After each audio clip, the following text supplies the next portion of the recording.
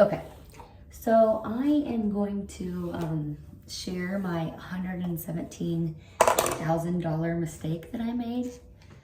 I'm multitasking because that's what I always have to do, and that's part of my problem. But so today's Friday. It really started Wednesday.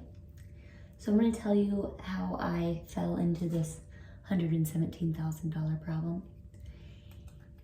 Wednesday I was trying to multitask and get a lot of stuff done. And I was trying to cook steak and trying to do it on the grill, but then I realized I didn't have time to put together our new whatever grill thing, Blackstone, whatever thing. And so I decided I was going to cook the baked potatoes in the microwave because I thought that would be faster. And so I was cleaning out the car. And while I was cleaning out the car, Benji and Briggs were out there playing, and Benji kept saying, I smell something stinky. I'm like, yeah, it kind of smells like a fire. Probably somebody in the neighborhood's grilling out or something's on fire. So I think to myself, I actually don't know how long you're supposed to cook potatoes for. And so I go inside and I realize that I've caught the baked potatoes on fire. And I mean, like on fire, charcoal, black, the potatoes really gone other than just like charcoal pieces. So that's the beginning of it.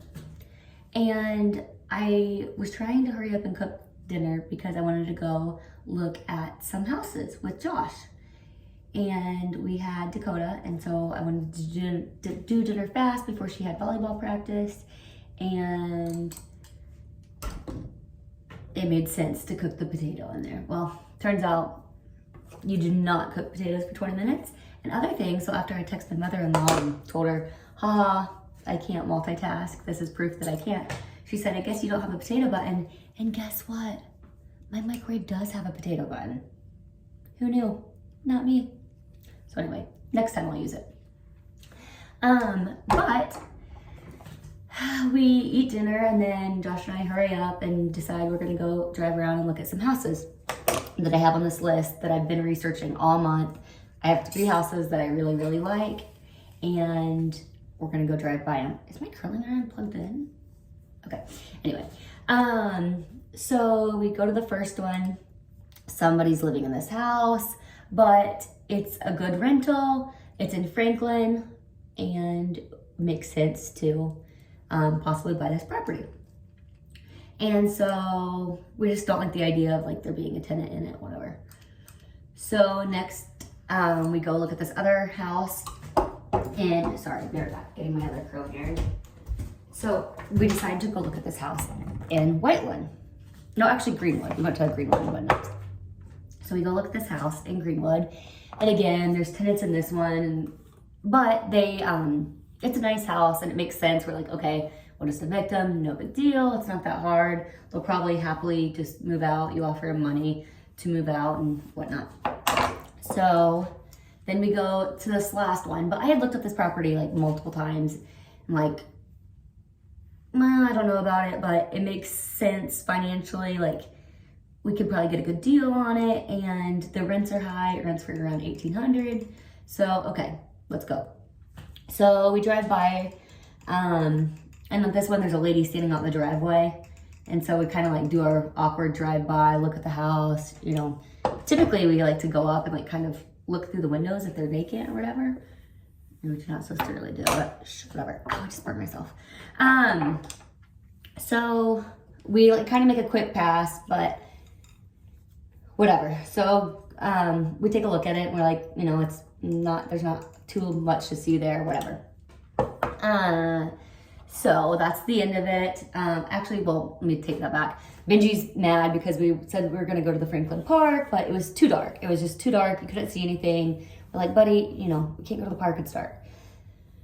So on the way home, he wouldn't stop crying about the park. There was another park open that had lights on, so we decided to go to the park. Okay, fast forward. Next day, Thursday. Thursday is auction day. If any of you follow my Facebook reels, you know that I go to the auctions the third Thursday of the month or the third Friday if I go to Marion County. So Josh and I always discuss like what's our maximum bid for the properties, you know, which one do we think we want the most, but it matters what order you go in because let's say, you know, a really good deal comes up and it's the third property, well, then you go ahead and take it because, you know, you might miss out on the fourth property. So we have 3 properties in mind. There's one that's like, but we have a max for it. And we're like, anything under like 130 makes sense for this property. So we go to the auction, take money, cash in, and we are going through and I win a property. Woo, yay. Okay, since I already told you I lost $117,000, we'll skip to the part that you guys care about. So I text Josh, I tell him the property we got. He's like, oh, cool. Okay, awesome, you know, whatever. Did you get a good deal on it? I say, yep, I did. Our max for this was like 130, so I got it for 117. What's up? Sounded like a great deal. Okay, so afterwards, actually funny story, my mom was texting me about gift certificates for some restaurant, and she had sent it to me, and I responded back, got one. She says, oh, great, I got one too. We'll go to this restaurant. And I said, no, I got a house. And so she laughed, and she was like, haha, oh, whatever. So anyway, that was a funny story. So I tell my mom, we're gonna go look at it. She always gets super nervous, and she says, don't drive by them, Victoria. Sorry, Mom, that's kind of what you do every time you say. But I always tell her it's fine. She forgets that I worked in property management, that I went to houses in the ghetto all the time, even in Chicago ghetto, and I'm okay with it. And this one is in Whiteland, so, you know, whatever. How bad is it in Whiteland? So I go to the property next. My mother-in-law is watching the kiddos, so I'm excited. I'm like, woo, got it, you know, way under what our max was. Makes sense. I drive over to the house. Okay, yeah, everything's good. Go knock on the door. And, you know, it's kind of awkward because you're like telling people, hey, I bought your house. You need to get out of it. But whatever. I'm okay with it. It doesn't bother me. So I knock on the door and the tenant comes to the door and she says, hi. I'm like, hi, I just bought your house at auction, you know. And she kind of looks at me puzzled and she's like, oh no. She's like, I rent. Hopefully you didn't buy my house. I don't think it's going to foreclosure. But I'm like, yeah. You know, and I read her the address. And she's like, she goes, wait, what did you say? And I give her the address again. Guess what? I'm at the wrong house. You know why I'm at the wrong house? Because when we did our drive-by, we were at the wrong house. So not only did I buy the wrong house, but this is where the story like gets really good. So she says, are you sure it's not that house? And I look next door and I can't really see the house. You know why I can't see the house? Because it's covered in crap, all sorts of stuff. There's an RV outside. So it blocks like the whole side of, I don't know, RV, camper, crapper, I don't know what it's just not good. And so at this point I'm like, oh my gosh, I'm kind of like, oh crap, what the heck? But, you know, whatever, we'll figure it out. So then the tenant starts telling me a little bit, this is the next door neighbor. The tenant starts telling me about, the tenant of the wrong house that I thought I was buying, tells me a story about the tenants. It's a little bit of stuff that I'm like, you know, I've heard before, this is rentals, whatever. She says the husband is in jail. Okay, whatever, not shocker, it's a rental, he's getting foreclosed, he's in jail, whatever.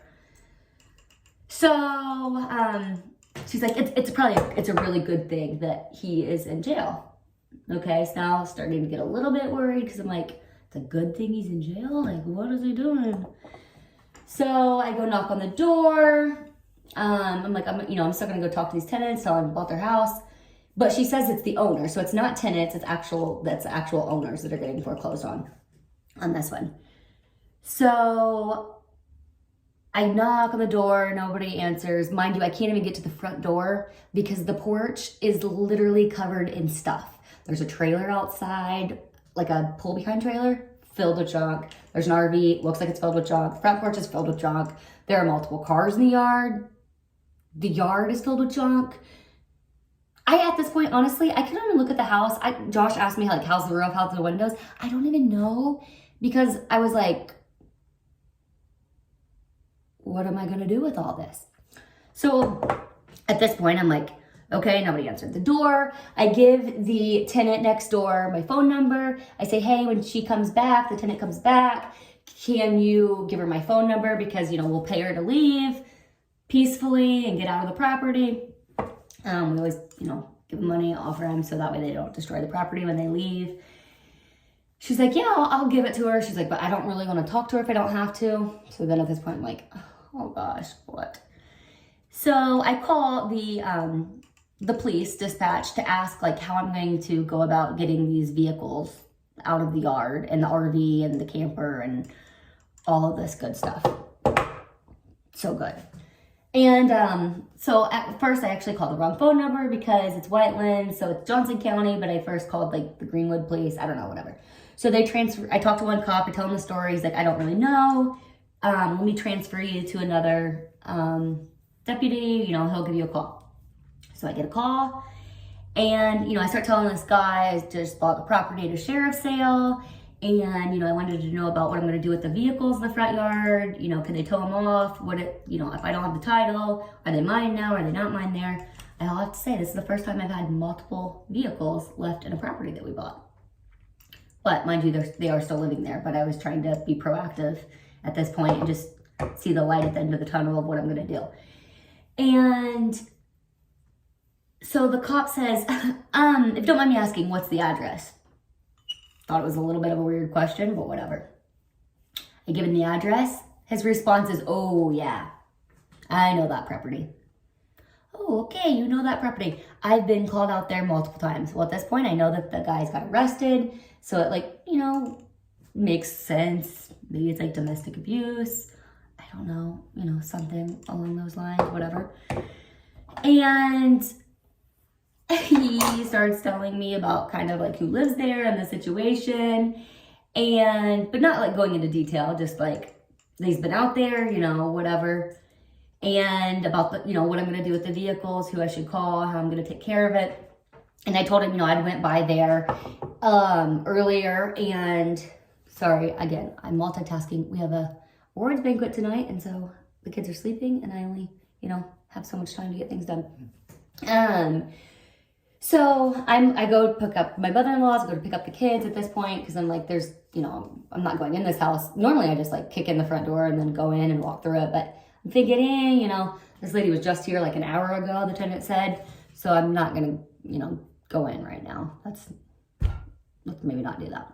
And also, my mom's like, don't go to these properties yourself. So I go to pick up the kids, and then I get another phone call, and it's restricted. And so I'm like, oh, it's the police department calling me back again. And this time it's the same police officer that I talked to earlier. And he's like, hey, I just wanted to talk to you like on a personal level about this property. So I'm a little bit concerned. He's like, it is not safe for you to go there alone. Okay, all right, not safe, noted. He's like, but like really, you need to call us, have a police officer meet you out there, that, this isn't safe. So I end up deciding, of course, I go to my case, I'm gonna look it up, I'm gonna stalk this guy. What's the guy in jail for? Just guess. No guesses? Did you get it right? For meth. I could have taken like an alcoholic, I could have taken like a hippie smoking weed, but like meth is not the kind of like people you want to mess with. They're like, I don't know, eat you, shoot you, kill you. I don't know. So this is my $117,000 mess up, I accidentally bought the wrong property. I can fill you in on that too. I haven't been elaborated on that. Actually, I'll just go ahead and tell you. So this neighborhood has like houses that are kind of like identical. And I had looked this house up on Google Maps and I was like, oh, absolutely not. I don't want it. It's super trashy. This is not a house you want.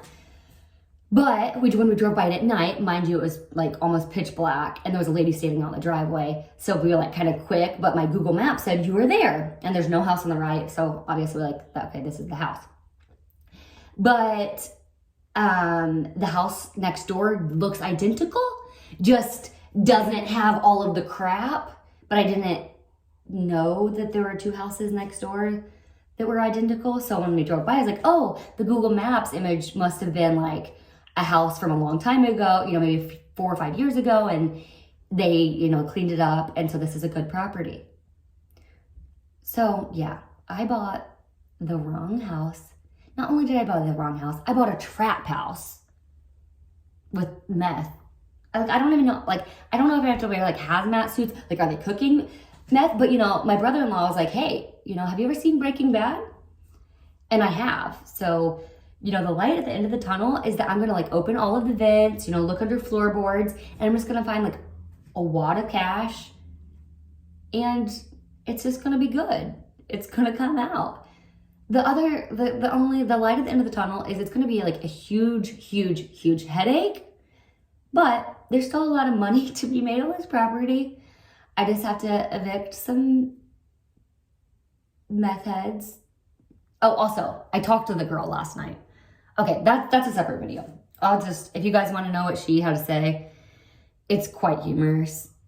But for now, I'll wrap this up. Peace out. Laugh at me. I'm going to update everybody and like show pictures soon because this will probably be like the biggest project we've ever taken on. So stay tuned.